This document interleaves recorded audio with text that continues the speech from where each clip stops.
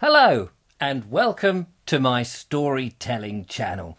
Today we're going to have another Wally and Jeffery story, and this one is called The Snod Hill Bully. So let's get started, shall we? Now, nobody likes bullies, least of all children, do they?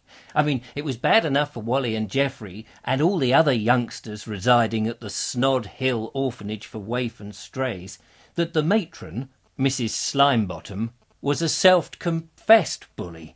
She had big shovel-like hands and wasted no time smacking the bottoms of naughty or mischievous children in her care. On occasions she would lock badly behaved orphans down in the cellar with only the big rumbling boiler for company. It was a huge, old-fashioned, coal-driven monster that belched smoke and steam and made anybody within its proximity feel nauseous and want to vomit.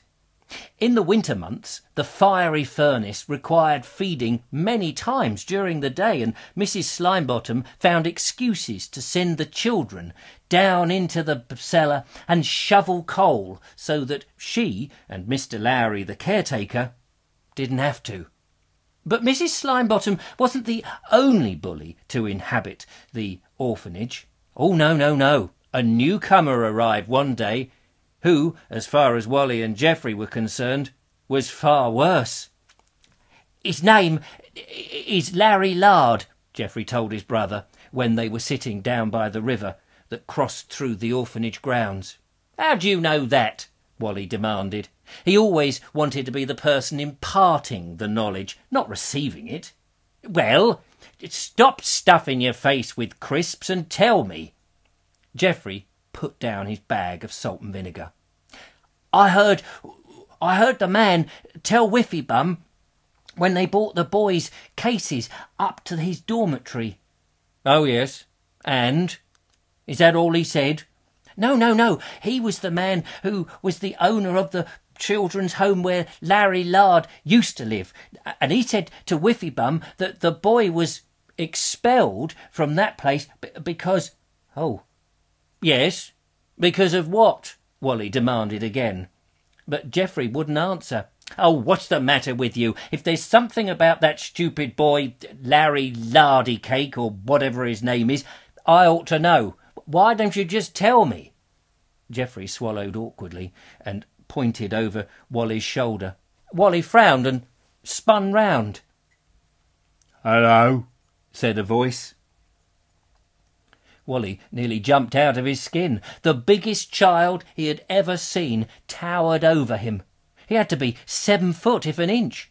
His head was shaved and his eyes sunken almost out of sight within the copious folds of his flesh that surrounded the cheeks. "You talking about me?" boomed the deep baritone voice that jangled the nerves and even made the wooden bench vibrate. Wally staggered to his feet, taking a pace backwards to get a measure of the boy. "Who? Me?" he stammered. Without warning, a massive fist shot up and smacked Wally right on the nose. Boomf! "Oh!" And then again. Boomf! "Oh!" And one more time for luck. Boomf! "Oh!" Wally reeled backwards, his nose dripping with blood. "What you do that for?" he groaned. "Felt like it," the mammoth boy said. Jeffery shuffled along the bench, trying to edge away. "Oi, you! Give us your crisps." Jeffery gulped and slowly raised his face up to the giant. "They've all gone. Sorry." "What?" The big lad stooped down his repugnant face until it was level with weedy Jeffrey's. "I thought you said they've all gone." "Yes, I did." Jeffery was trembling. "Gone where?" "I've eaten them." "Greedy." The fist flew again, wallop, right under Jeffrey's jaw. The force of the punch lifted him up off the bench, and he flew through the air and landed in the river, splosh. The huge brute turned to Wally. "I want some crisps. Don't stand there bleeding. Go fetch me some." Wally blinked and stunned by the violent outbreak. Then, boomph, the fist flew again. "Oh!" "I said, I want some crisps." Wally stuffed his handkerchief over his nose. "Yes, Larry," he said. "Right away, Larry." And off he trotted to the kitchen to see if he could find a packet. Well, 2 days went by, and within those 48 hours the new terror on the block made Wally and Jeffrey's life a misery. "I want some cake," the giant thug would demand. Make up my bed, do my homework, give me your toys, hand me your sweets, cook me some bacon." The orders came thick and fast, and Wally and Jeffrey ran ragged trying to appease the large brute. If they didn't, boomph, wallop, splat! The ham fist flew out with 100% accuracy, flattening noses and dislocating chins. "Quickly," Jeffrey hissed, dragging his brother into the grounds. "Up here." The scrawny younger brother had worked out a simple but effective piece of logic. If the bully couldn't see them, he couldn't make them do things. And there was one place that Larry Lard couldn't see them, and that was where they were hiding now. Up in the treehouse. "But we can't stay up here forever," Wally complained, stumbling into the wooden structure obscured by the leafy foliage. "But what choice have we got?" Wally shrugged.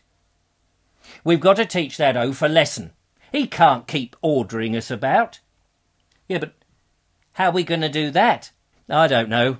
Think of something." Jeffrey scowled. "Why have I got to think of something?" Wally narrowed his gaze. "Because if anything goes wrong and it's my idea, I'm the one that'll take the punishment for it." "Oh, charming." "Oh, stop whining and put your thinking cap on. We've got to teach this ruffian that he's not the boss. I'd rather have 2 whiffy bums than 1 Larry Lard." And so it was left to Jeffrey to cogitate a scheme to put the jumbo pest back in his box.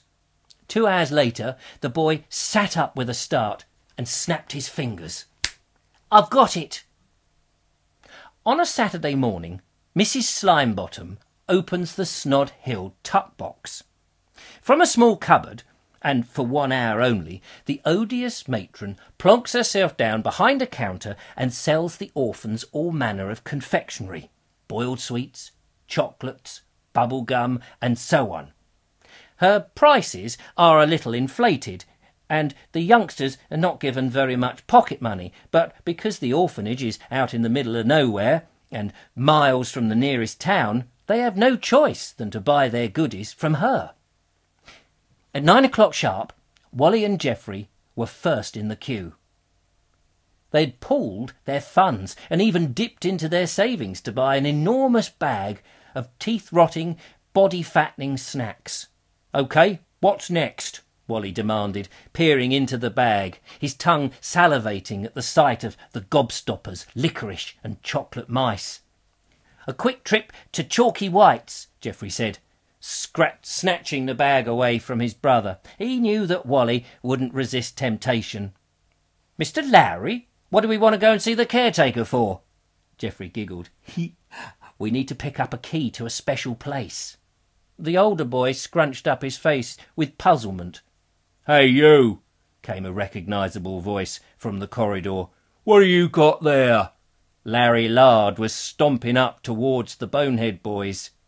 "Oh, pretend we haven't seen him," Jeffrey said, and leading the way, he dived through the door into the kitchen garden. "Oi, you two, come here. You've been buying sweets. What's in your bag? Show me." It was about 2 hours later that Larry Lard cornered the brothers.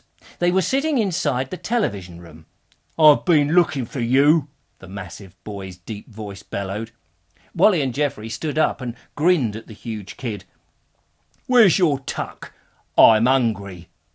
Jeffrey nervously stepped forward. "Funny you should mention that. We were just about to go and eat some." "Good. Give me some." Larry advanced on the weedy lad. his fists balled, ready to thump. That's what we were going to do. We wanted to invite you to a feast. What? We've got a great stack of sweets and chocolates that we can't eat all on our own. Would you like to help? Larry Lard was swinging the ball of his fist and paused. You mean it? Oh, yes. You would be our guest. Wally hastily chipped in. Provided, added Jeffery, you don't thump us. Larry thought about this. I like thumping. And with that, his arm flew across the room and connected with little Bobby Blewett, who was sitting, minding his own business, reading a book. Boomf! Oh! Wally and Jeffery gulped, but waved the giant brute to follow them. Here, what are we going down here for? Larry demanded, as the brothers led him down into the basement. It's our secret hideout, Jeffery explained. Oh, yeah? And what's that? Larry pointed to the large menacing black monster dominating the room, with dials and pipes spewing all over the place. A roaring fire burned in its belly, causing all of them to swelter. Oh, don't mind that, said Wally. That's just the boiler. Grumbled Larry. It's hot in here. Yes, but look! Jeffery gestured to a table covered with all the delicious mouth-watering confectionery they had bought from the tuck shop. Caw! Larry's eyes shot out on stalks and his tongue dribbled. Have a sit down and enjoy the feast. Wally drew up a chair for him. I will. I bloomin' will. The whale-sized orphan flopped down and started cramming the mouth-watering food into his mouth. Oh, lovely, delicious, yeah, wonderful. Wally and Jeffery giggled. Then they put a bucket at the gorging boy's side. What's that for? You'll see, Wally and Jeffery said in unison, and then they rushed out of the boiler room, turning the heating dial up to maximum on the way. Here! Larry stood to give chase, but found the chair he had sat on had come with him. It was superglued to his bottom, and then he found himself needing to scratch from head to toe. The itching powder that Wally and Jeffery had smothered the chair and table with was taking effect. Larry thundered to the door. He couldn't open it. The bolts were drawn on the other side.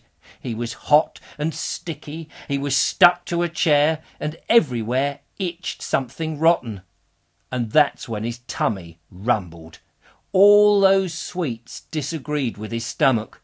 Larry lurched forward and was violently sick. Serves him right, whispered Wally, listening to the retching on the other side of the door. Jeffery sniggered.